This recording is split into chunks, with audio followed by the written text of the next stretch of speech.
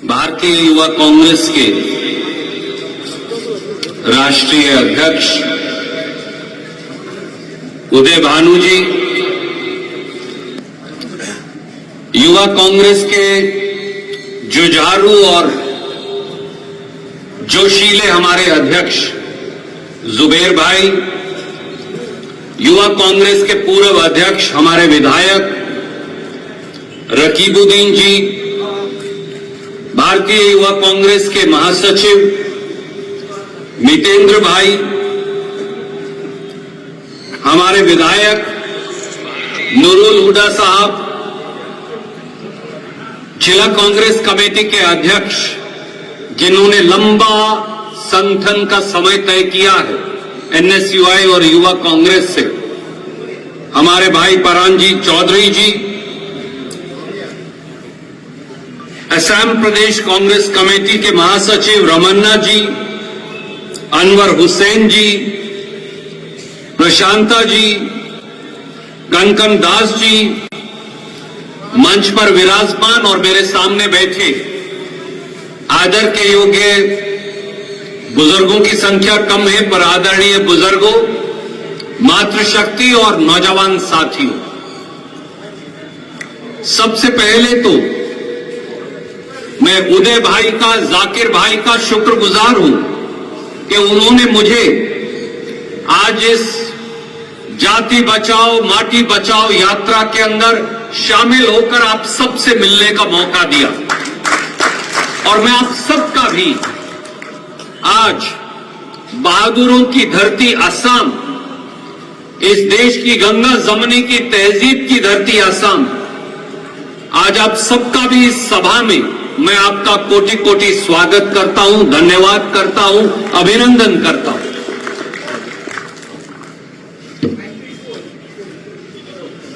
मैं जाकिर भाई से पूछ रहा था, परांजीत जी से पूछ रहा था, और सबका ये ख्याल है कि असम में चुनाव अप्रैल के महीने में हो जाएंगे। इस यात्रा की आवश्यकता युवा कांग्रेस को क्यों पड़ी? आज असम के सामने चुनौतियां क्या हैं? हमारा किसान, हमारा नौजवान, हमारी महिला, हमारे बुजुर्ग आज किस दोराहे पर लाकर बीजेपी और हेमंता बसवा शर्मा की सरकार ने लाकर खड़े कर दिए? क्या यह सही नहीं कि बहादुरों की इस धरती को, इस देवतुल्य धरती को आज दोनों हाथों से बीजेपी की सरकार लूट रही? आज माटी बचाओ और जाति बचाओ की जरूरत इसलिए है कि मेरे दोस्तों, माताओं, बहनों, नौजवान भाइयों, आज सबसे बड़ा नासूर अगर असम के अंदर कोई है तो वो भय मुक्त भाजपा का भ्रष्टाचार है। आज असम की कोटि कोटि माटी के हर कण को बोली लगाकर बेचने की साजिश की जा रही।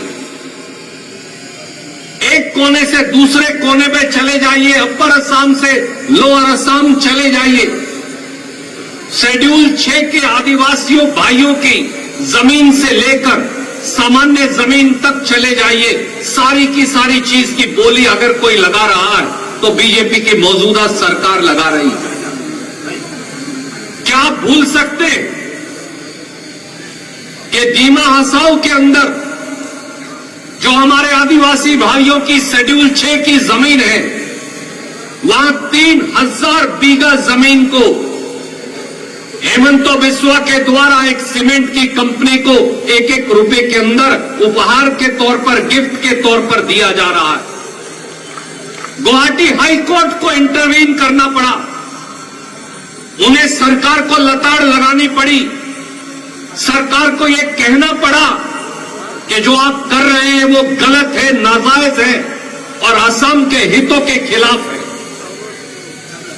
जो लोग शेड्यूल 6 की जमीन 3000 बीघा खा गए, वो आपके बच्चों के भविष्य को कहां छोड़ने वाले? कोकराझार जहां फिर हमारे आदिवासी भाई हैं, शेड्यूल 6 की जमीन है, जहां शायद बहुत सारे असम के लोग जमीन नहीं खरीद सकते। वहां अडानी के बिजली के प्लांट को 3,400 बीघा जमीन तश्तरी में परोसकर वहां दे दी जाती।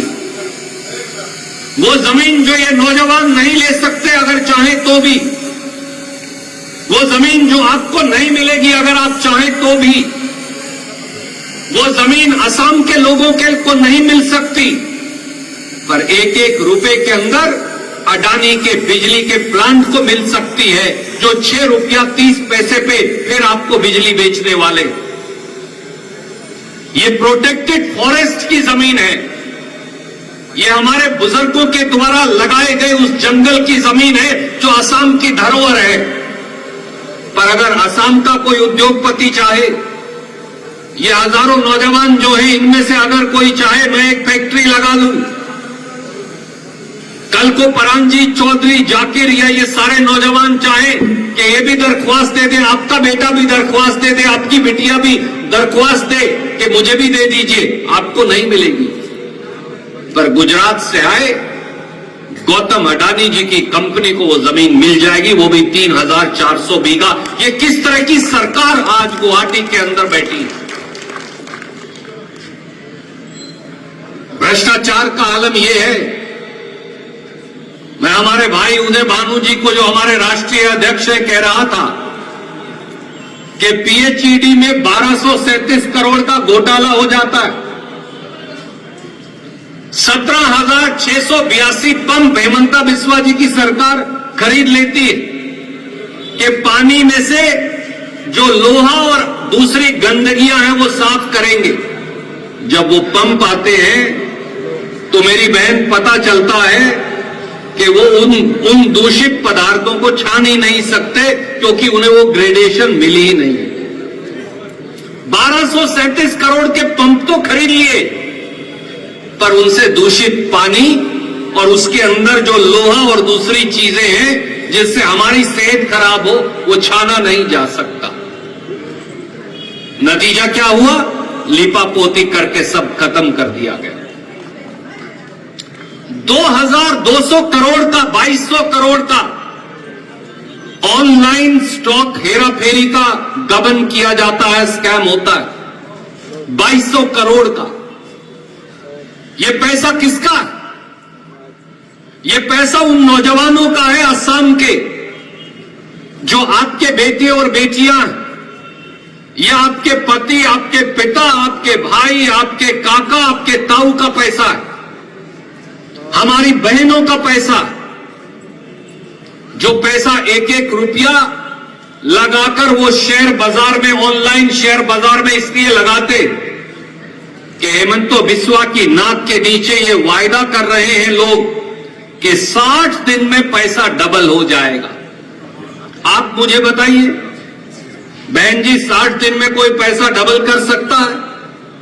पर हिंदुस्तान का एक ही ऐसा प्रांत है जहां यह अजूबा है कि यहां हेमंतो बिस्वा की नाक के नीचे 60 दिन में पैसा डबल करने का गबन का स्कैम चल रहा है। जब उसकी परतें खुलती हैं, एक व्यक्ति को पकड़ा जाता है, उसे भी शायद दबा दिया जाएगा। सामाजिक न्याय विभाग, जिससे गरीब की मदद होनी चाहिए, हमारी बहनों की मदद होनी चाहिए, जिससे आदिवासी की, दलित की मदद होनी चाहिए, शोषितों और वंचितों की मदद होनी चाहिए, उसमें 2,250 करोड़ का घोटाला पकड़ा जाता है। क्या है यह घोटाला? वो पैसा जो आपके खाते में मेरी बहन जाना चाहिए था, वो गरीब, शोषित और वंचित के खाते में जो पैसा जाना चाहिए था, वो पैसा लूट लिया गया। ये पैसा ना कांग्रेस वालों का है, ना भाजपा वालों का है। ये पैसा असम की सरजमी से, टैक्स से इकट्ठा किया पैसा है। 2,250 करोड़, उसमें जीरो लगाने लगे तो यहां से आधा किलोमीटर तक तो शायद जीरो लगेंगी। ये सारा पैसा गायब हो गया। एक रिटायर्ड आईएएस अफसर को पकड़ लिया गया, थोड़े दिन में उन्हें भी छोड़ दिया जाएगा, सब कुछ खत्म। अकेला ऐसा प्रांत है हिंदुस्तान में, शायद दुनिया में, जहां बीजेपी के शासन में गुवाहाटी में पुल पहले बना दिया जाता है, टेंडर बाद में छोड़ा जाता है। कभी आपने सुना कि बच्चा पहले पैदा हो मां बाद में आए? कभी ऐसा सुना है आपने कि बच्चा पैदा हो जाए उसके बाद मां आए, बाप आए, फिर बताएंगे इसके मां और बाप कौन है? एक ऐसा पुल भी है आसाम में जो बीजेपी की सरकार में बन गया, तैयार हो गया, पैसा दे दिया, खजाने से पैसा दे दिया गया, उसके बाद उसका टेंडर छोड़ा गया। भ्रष्टाचार का यह आलम है। एक और नया अजूबा बीजेपी के शासन में भ्रष्टाचार का सामने आया। अब नए किस्म के दलाल आए। वो दलाल क्या कर रहे हैं?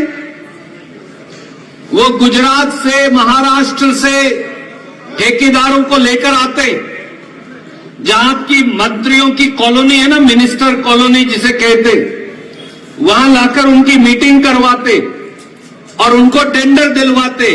बाद में पता चला सब कुछ फर्जी है। ये तो हमने सुना था कि भाई पुल बाद पहले बन गया, पैसा बाद में खा लिया, किसी ठेकेदार ने हेराफेरी कर ली। पर फर्जी ठेकेदार, फर्जी दलाल और मिनिस्टर बैंगलोर के आसपास फर्जी मीटिंगें और उनसे करोड़ों रुपया इकट्ठा कर लिया गया। ये नया अजूबा बीजेपी की सरकार में आपको देखने को मिलेगा। इसलिए ये पैसा किसी और का नहीं है, ये पैसा आपका है, ये पैसा आपके बेटा और बेटी का है, ये पैसा असम की इस देवतुल्य धरती का है।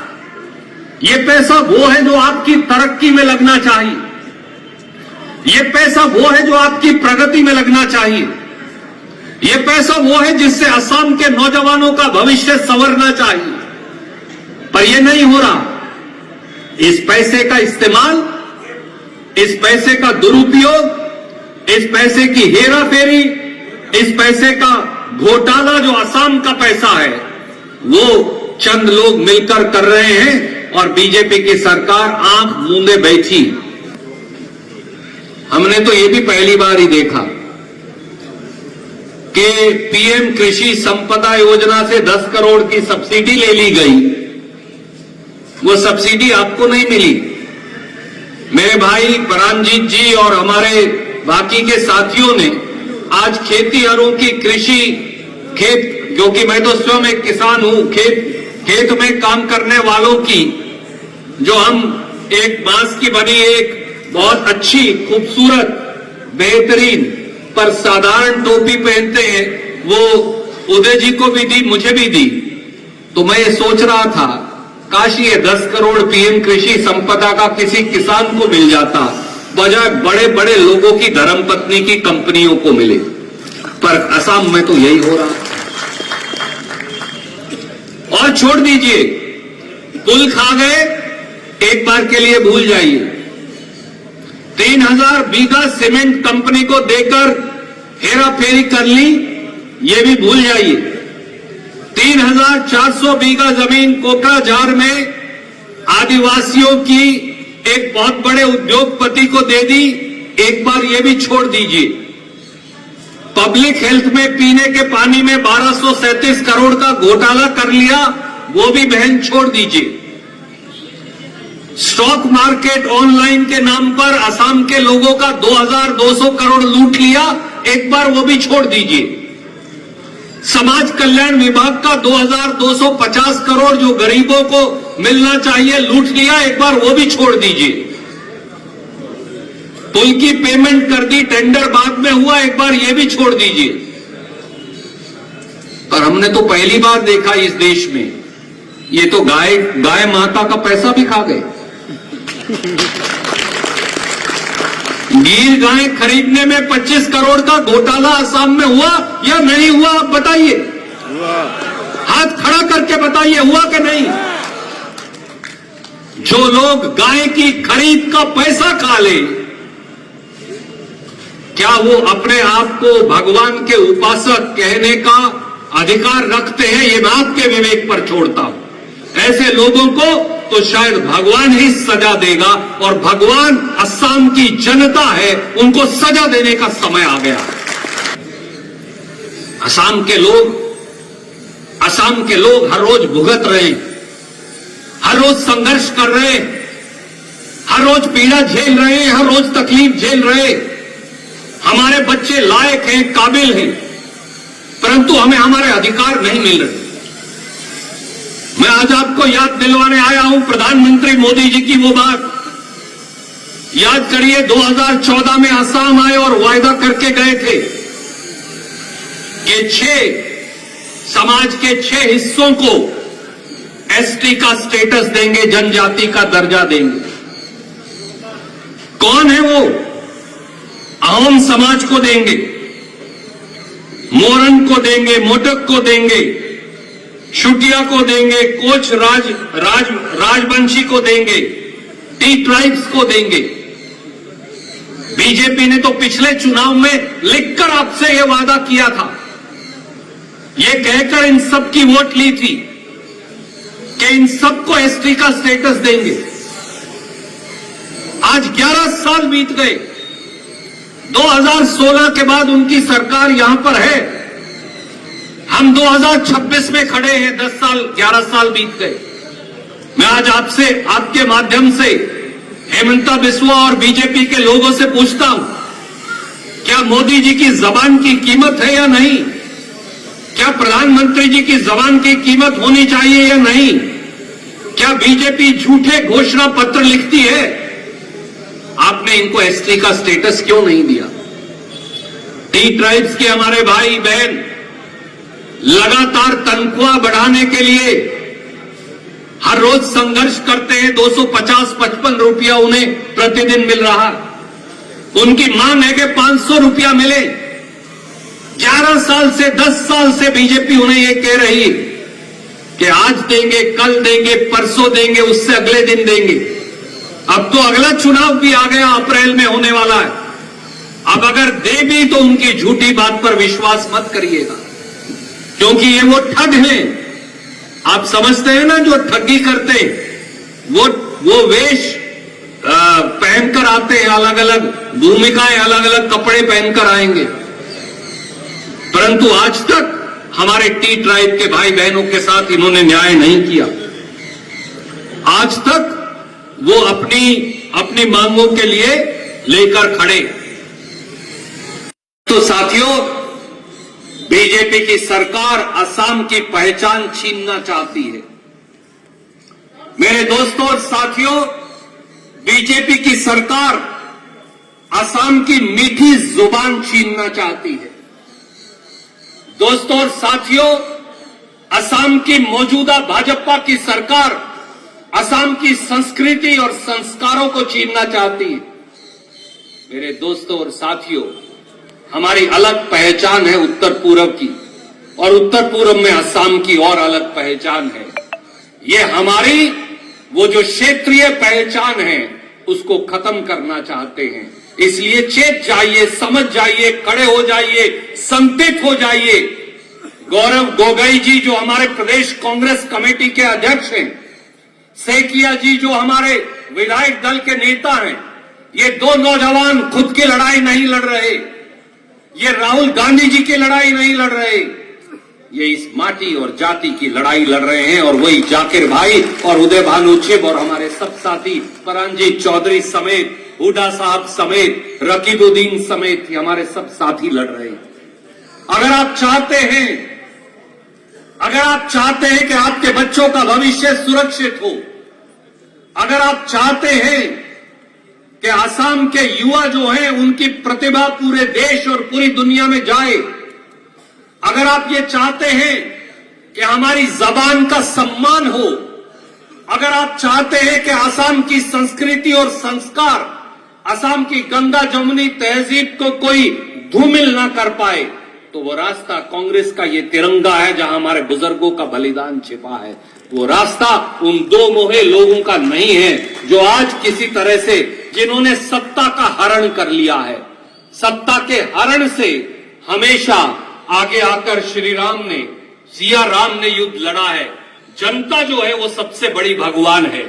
आज आपको ये युद्ध मिलकर लड़ना है और युवा कांग्रेस के लोग ये जाति बचाओ माटी बचाओ यात्रा आज इसी अलख को जगाने के लिए कर रहे हैं। इसके लिए मैं भाई उदय भानु जी को भी, जाकिर भाई को भी और सब हमारे युवा कांग्रेस के साथियों को ढेरों शुभकामनाएं देता हूं। कल हमने एक बात और देखी, मेरी बात खत्म करने से पहले कहूंगा, बड़े बड़े बयानात दिए, सरकार का बजट भारत सरकार का कल आया। मैं पूछता हूं उसमें हमारे प्रांत को क्या मिला? 2 झुंझुने पकड़ा दिए और कहा कि इन्हें जोर जोर से बजाओ। सच्चाई ये है कि उत्तर पूर्व का यानी असम, मेघालय, मिजोरम, त्रिपुरा तक हमारे प्रांतों को मिलने वाला पैसा जो कांग्रेस की सरकार में शुरू हुआ था, जिसे उत्तर पूर्व का बजट कहा जाता है, उसमें 1500 करोड़ काट लिए गए। हेमंत बिस्वा शर्मा, तुम में हिम्मत है तो बताइए, है हिम्मत सवाल पूछने की? असम के मुख्यमंत्री में, देश की वित्त मंत्री और प्रधानमंत्री से हिम्मत है तो पूछिए कि उत्तर पूर्व और असम का पैसा क्यों काट लिया गया? जुबेर भाई, एक बात आपको मैं कहना चाहूंगा, युवा कांग्रेस के आप अध्यक्ष हैं, जाति धर्म क्षेत्र से ऊपर उठकर ये लड़ाई जुबेर भाई आपको लड़नी, ये लड़ाई युवा कांग्रेस के हर साथी को लड़नी। आज क्या हो रहा है? आज असम का, अरुणाचल का, त्रिपुरा का, नागालैंड का कोई लड़का या लड़की देहरादून में, जहां भाजपा का शासन है, अगर वहां काम करने जाए प्रताड़ित किया जाता है। मेरी और आपकी शक्ल में, जुबेर की ओर देखिए, इसकी और मेरी शक्ल में थोड़ा अंतर हो सकता है, मेरी और परांजीत चौधरी की शक्ल में थोड़ा अंतर हो सकता है, मेरी और मितेंद्र की शक्ल में भी थोड़ा अंतर हो सकता है। केवल इसलिए नहीं कि मैं उनके मुकाबले में थोड़ा बूढ़ा हूं, वो तो है, वो तो मैं स्वीकारता हूं, पर इसलिए भी कि गुजरात का व्यक्ति, उसकी अलग आभा है, उसकी अलग सुंदरता है। राजस्थान का व्यक्ति जो हमारे प्रभारी जितेंद्र सिंह जी, वो देखिए पगड़ी बांधे राजस्थान की, उनकी यहां फोटो लगी है, उनकी अलग आभा खूबसूरती है। हरियाणा पंजाब की पगड़ी की और टोपी की अलग खूबसूरती है। उत्तर प्रदेश और बिहार की अलग खूबसूरती है और उड़ीसा और झारखंड की अलग खूबसूरती है। पर उससे हम भारतीय तो होने से नहीं इनकार करते ना। अगर आप मेरा सम्मान करते हैं तो मेरा भी ये कर्तव्य है कि शक्ल कैसी भी हो, जब तक वो भारत का तिरंगा झंडा पकड़े उन सबका सम्मान किया जाए। पर भाजपा के शासन में पहली बार ये हो रहा है कि जब असम से, अरुणाचल से, नागालैंड से, मणिपुर से, त्रिपुरा से हमारे लड़के और लड़की कभी काम करने के लिए मुंबई जाते हैं, देहरादून जाते हैं, तो उनकी लाश कई बार वापस आती है। इसलिए कि बीजेपी हमारी शक्ल के आधार पर भी, हमारे रंग और चमड़ी के आधार पर भी हमसे फर्क करते हैं। जब देहरादून में हमारे बच्चों को मार रहे थे,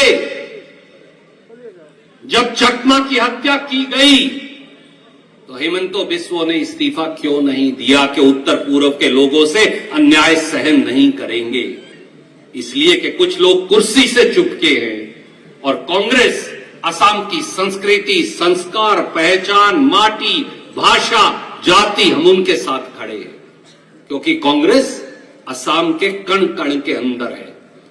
इसलिए जुबेर भाई, अब आपकी ड्यूटी है, आपकी जिम्मेवारी है कि उदय जी के नेतृत्व में जाति बचाओ माटी बचाओ ये यात्रा एक ऐसी अलख बनकर उभरे कि प्रदेश की हर जाति और हर धर्म के हर व्यक्ति के मन के अंदर एक नई आभा, एक नई ताकत का संचार हो। असम का हर व्यक्ति, चाहे वो उसकी कोई जाति और धर्म हो, जुबिन का नाम लेकर अपने आप को गौरवान्वित महसूस करता है, जो आज हमारे बीच में नहीं रहे। उसके लिए कौन जिम्मेवार है, ये तो कांग्रेस की सरकार न्याय करके बताएगी कि जो सत्ता में बैठे लोग हैं उनकी क्या भूमिका रही, उन्होंने किस प्रकार की भूमिका निभाई। पर मैं आपको ये बोलता हूं, अगर जुबिन असम की हर जात, हर व्यक्ति, हर धर्म की पहचान बन सकते हैं, तो ये यात्रा भी जाति बचाओ माटी बचाओ जुबिन की तरह प्रदेश के हर कोने, हर घर के अंदर उतर जाए, और ताकि एक नई शक्ति का संचार हो। मैं एक बार फिर जुबेर भाई आपको भी, उदय जी को भी, युवा कांग्रेस के सब साथियों को, डीसीसी के अध्यक्ष परांजीत जी को, मंच पर विराजमान हमारे भाई दोनों हमारे विधायकों को और आप सबको शुभकामनाएं देता हूं और उम्मीद करता हूं कि अप्रैल में कांग्रेस का ये तिरंगा गुवाहाटी के सचिवालय पर लहराएगा, उसके बाद न्याय होगा। धन्यवाद। जय हिंद, जय असम।